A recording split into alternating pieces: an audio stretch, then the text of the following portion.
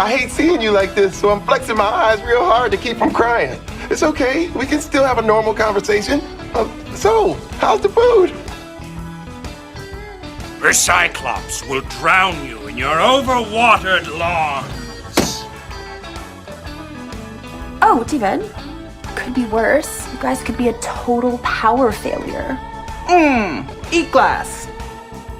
It's the Al Travis Show. Quickly comes one of our favorites. It's Senator Eric Lucero, and we appreciate him stepping in. Senator, thank you very much for being here, and I should apologize up front as you're the first elected official to come on since I really got my undies in an uproar. I appreciate you being here. Well, happy Friday. It is always a pleasure to join you. Thank you so much. We'll see if you say that after today. I am so mad. Mark Curran, Senator Curran was on day before yesterday, and he comes on the program, and we're talking about the AOL report, Office of, what is it? ALO. What is it? Office of Legislative Auditor. Okay, ALO. Talking about the fact that the governor had been found, he and the lieutenant governor, having like 12 issues. Now, they said they weren't crimes against humanity or anything, but 12 issues, and the governor came right out, I already got 11 of them fixed. And I just casually brought up, how do you fix 11 of these issues all within a day of it being released? And I said, well, obviously, they see them come in and look at these books or this thing. It's like, uh-oh, and they get looking.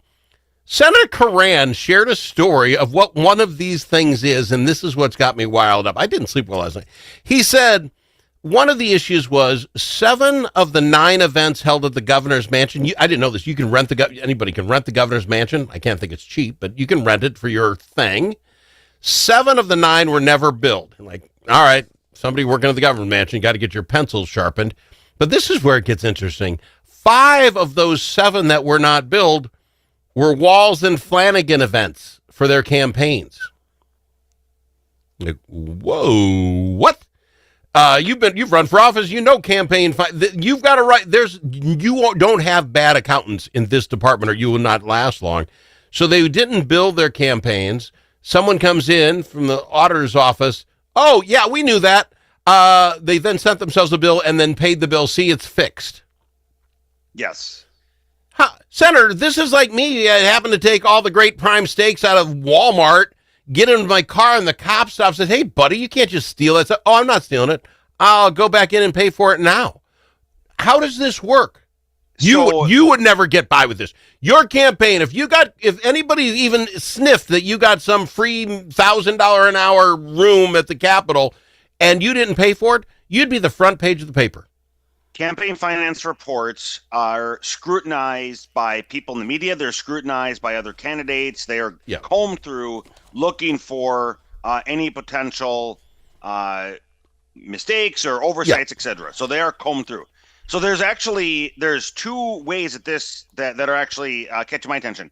The first is when any candidate is doing a fundraiser, if they are renting a facility, doesn't matter what the facility is, that facility is going to obviously bill, and there will be a charge for that. Sure. And so in this case, one of the failures or oversights, or I'm going to call it deliberate non-billings, will be who's ever responsible for doing that at the governor's mansion, sending a bill, billing out so the account's receivable, I guess. Whoever is responsible for that did not send the bill out. Okay, that's one issue. Completely separate from that would then be Governor Walz or Lieutenant Governor Flanagan's campaign staff, their treasurer for their campaign finance. They also should have caught this, which is whenever we have an event, we need to get a bill, regardless of where the facility is, governor's mansion or anything. And so you have 2 separate failures here. One, the failure to bill. The second is the failure on the campaign finance side to say, oh, gee, where's the bill for this event so we can pay it? But the fact that both of those were missed demonstrates this was deliberate. It was certainly not an oversight. And tell me, if I gave you $10 a bet on it, we don't bet in Minnesota, but maybe someday we will. If I gave $10 a bet on it, do you bet these bills would ever been sent out and or paid had the auditor ever not shown up? Absolutely not. That's what I'm saying. Governor Walz, we can see he has a long track record of lack of accountability and not he skirts the line, skirts what clear either the law is and or best practice. Now, let me ask you this, Senator, and this is I got my conspiracy hat on. I do believe that if this was your campaign, this would be front page of the paper. You would be. Now, there are 12 things that were wrong that the auditor found. This is the one that I know of. I read the paper every day. I get 8-10 of them that I go through digitally. Now, thank God I don't have all those papers in my house. Digitally, no one has told me what the other 12 are. No one told me about this. If Coran told me about this, when Senator Coran, I had to find out around the horn here. How is it that no one in the media has come out and even listed the other 12, the other 11? The local media here in Minneapolis, St. Paul market, or Minnesota as a whole, but I'm going to say the Minneapolis St. Paul market is miserable failures at their jobs. They do not hold to account anybody on the Democrat side with any seriousness. These findings there should have been a list of 12 bullet points. It should have been on the front page. The governor of the state of Minnesota has failed the audit in these 12 points. Here are the findings. This is the report from the independent office of the legislative auditor. But where has that been published? Nowhere. Why? Because the media is the mouthpiece of the Democrat Party in the state. See, and some of it might be small potatoes. I bet they probably listed that Lieutenant Flanagan was supposed to be in charge of the safety at the Capitol, and they let the guy with the foot wedge get in, and she wasn't holding meetings. That might have been one, and you can decide whether that's big or not. But the idea that your campaigns were getting something bothers me. What are the ones they haven't told us about? I want to know. Everybody, contact your media and tell them to look into it. The other one that gets me, sir, and I'd like to chat with you about it. Switch topics because it ticks me off. The story now is how $1 billion in our taxes are going to go up. And when you read people, with what we're talking about with the media, take this with a grain of salt. Oh, it's those Republicans. Oh, look what Trump did. You know where I think this comes from? And maybe I'm wrong. You tell me. Maybe it comes from all of the stuff we put on our schools that they had to do, the mandates that they had to do here and there. Maybe it has to do with all these businesses in the world, including our government, that, by the way, have to do this paid family leave. Paid family leave. All your county commissioners, all those people, all the people who work for us, police, fire, all the rest, we're going to have to pay for their paid family leave, people. That means an increase in taxes. And I think it's there's 1% right there. And I'm not a smart man. How you tell me why we're getting $1 billion tax increase? It's those mandates. It's those mandates. It's combined with the Biden inflation. Remember, what is inflation? Inflation is the direct result of the federal government under Biden printing trillions of dollars. They printed dollars out of thin air, put them into circulation, and that's why things cost more money. It's as simple as that. That's continuing to work its way. But here is one of the primary factors also driving up the property taxes. Because it spans a couple years, you have to connect the dots. So our property taxes are based on the value of the property. So if it's a residential homeowner, as your value of property goes up, you're going to have a higher property tax bill because it's based on the value. Well, it's also true of commercial buildings. So the value of the building determines what the property tax is of that building. Now go backwards to the George Floyd riots and the burning of Minneapolis and the shutting down during COVID of Governor Walz. That created incredible vacancy in the commercial buildings across the metro area. Yeah. Because the commercial building has vacancy, there is value. It reduces the value, and then that property tax that commercial property would have paid gets shifted to residential homeowners. Sure. That is among the top drivers. So it's the direct result of terrible policy a couple years ago, which created vacancies in commercial building, which shifts the burden to residential homeowners. Those dots need to be connected. And again, I don't know that I feel like I can trust anybody you're going to see it on TV or going to read about it. I'd like to, just before we go to break, if you're okay with it, Senator Hoffman, a great friend of the program, I saw him on Facebook yesterday. He put a little quick video out sitting in the hospital. He looks like $1 million. He's been through hell and high water. Even the last few weeks, he had another surgery, and some stuff went wrong. He's in there. He sounded fantastic. I've texted him. We went back and forth. He's doing well. He's a great friend of the show. I just want people to know, it's been, you don't get shot 9 times, and it's not an easy way back, but he's getting back, and he sounded fantastic. Good. So I'd just like to throw that out there before we go to break. Well, he's the next district over from mine, so he and I we immediately share or adjacent to each other. So yeah, I've known Senator Hoffman for many, many years. So it's good to hear that he's recovered. Bladen kissing up then. He and I have the standing thing. As soon as he's well enough, I'm heading up with cigars. We're going to go find a place, have a beverage and a cigar. If you're that close, we'll find it in the middle, and the 3 of us will go up. Is that fair? There we go. We'll do it up. All right. So Senator Hoffman doing well as it can be expected. More after this with Senator Lucero. You need a friend at the Capitol who knows how to get things done. And you're in luck, because that's exactly who we are, your friends at the Capitol, and we deliver results. At Momentum Advocacy, we bring decades of experience in lobbying, public affairs, and crisis communications. From local nonprofits to national corporations, we help you move policy, manage your media, and make your voice heard. We're not just seasoned pros, we're essential partners. Momentum Advocacy, your friends at the Capitol. Learn more at momentum-advocacy.com. Think about it. Now that school's back in session, how are Minnesota students doing? Not very well. Minnesota ACT scores fell again last year and are the lowest they've been in 10 years. In fact, fewer than half of Minnesota students can either read or do math at grade level. Think about it.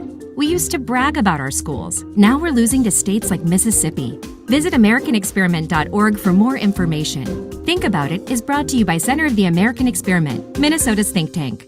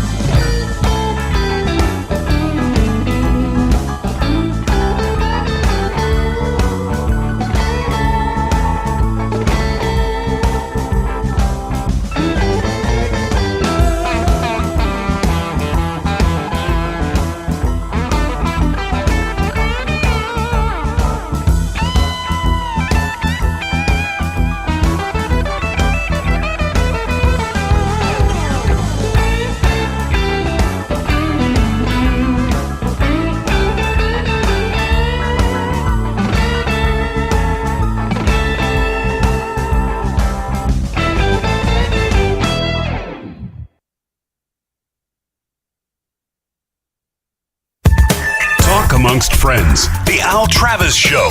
Nothing but talk. I've got him, Senator Eric Lucero, on with us. I want to talk a little this insurance issue that's going to come. Everybody's getting it. If you are on Minnesota.gov to get your insurance, you're noticing it because they're showing you your new rates, and it's shocking to say the least. Well, let me throw this out here. Tell me if I'm wrong. They start Obamacare, which basically was a tax on those that had a little more to pay the insurance of those that had less, right? How much the federal government's going to give to you if you don't have enough money to pay your insurance. And if everybody's in, it'll drive everything down. We're all going to save $2,500. This is going to be fantastic. Well, that doesn't really happen. We run into COVID, and now it's like a lot of people aren't even getting to go to work. We shut things down. So the government, and I say this, all Democrats, put in this new burst of money, the trillions that you said we printed, to now take more of the cost of your health care. So now your bill was not going to go up even with inflation. You stayed the same. Well, they were smart enough to do this. Biden didn't want that ending, that COVID bump during his term. So they let it go. And this is every Democrat voted that would end January of 2026. By the way, that'd make it the longest pandemic ever, but here nor there. So that's what's going on.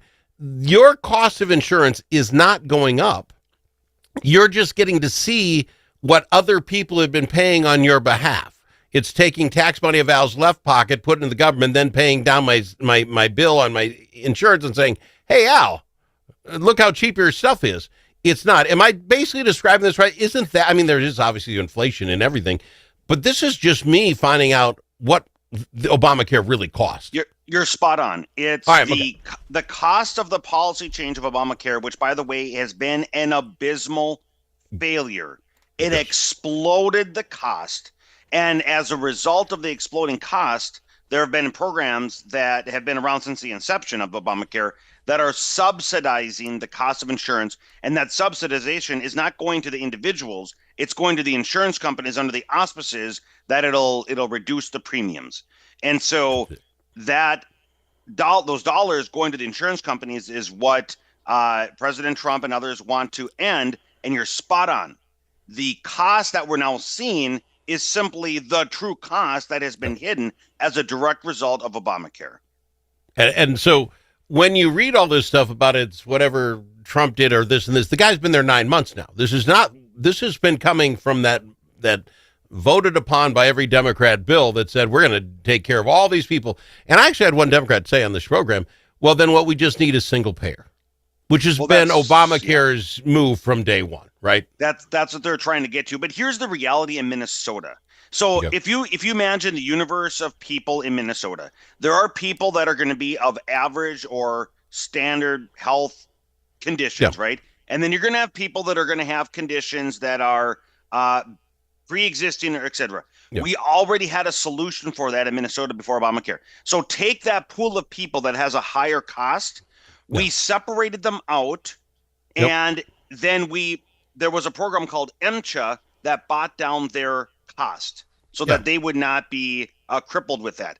Instead, what Obamacare did is it took that pool of people that have other conditions that are extremely expensive. They put them in with the rest of us, and because they're in with the rest of the standard pool, everybody's cost has gone up.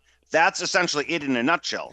And no, the solution isn't single payer. It's just a return to the successful program we had before Obamacare. That's it. I like Trump. I know him by just pushing people. I'm just going to give that money, instead of sending it to the insurance companies, send it to Al and let Al go shopping then back to the free market. And now we'll see how quickly those costs go down when the insurance company's like, what? I got to fight for Al's business. It might be different. I want to throw one last thing out. What we have to do, we need to return to a time. Free market is spot on as well, but we need to return to a time when your health insurance is not linked to your employer. Your health insurance should be like your homeowner's insurance or auto insurance, where it traverses your employment and you can buy it however you want to do it. That's the way it should be. All the things we talked about I thought should be in the paper these days and aren't there. This is, and it causes a stir with me. You see they're testing driverless taxis, this Waymo thing in Minneapolis. I'm not getting one. Do this for me. Start a bill, Senator, that says we won't do this for 20 years. Al does not want to get in a car that doesn't have a driver. My kids probably would have no problem with it. Is this going to go somewhere? We're going to see these driverless cars in Minneapolis? Well, technology is continuing to advance. And when I saw that headline, I do recall, so back when I was on the Transportation Committee in the House, this goes back 8 years ago or so now, I recall this was back when they were having this discussion of driverless vehicles, et cetera. And they said one of the challenges with the companies at the time said one of the challenges of Minnesota specifically is the driverless vehicles. They have cameras, obviously, to monitor the whole environment, that because of our snow and other things, the road lines, which is one of the primary things that they use, obviously GPS is another, but the guardrails, the lines are covered with snow, and it makes it incredibly challenging. So they said back, 8 years ago, they told me and other members of the committee that it'll be years and years and years before it comes to the Minneapolis market because of such challenges. So when I saw that headline, I'm curious how they overcame that, or what's the deal? So I'm very skeptical, just as you are. We just had that whole Uber and what's the other one, Lyft controversy thing that stopped government 2 years ago. Doesn't this wipe them out of business?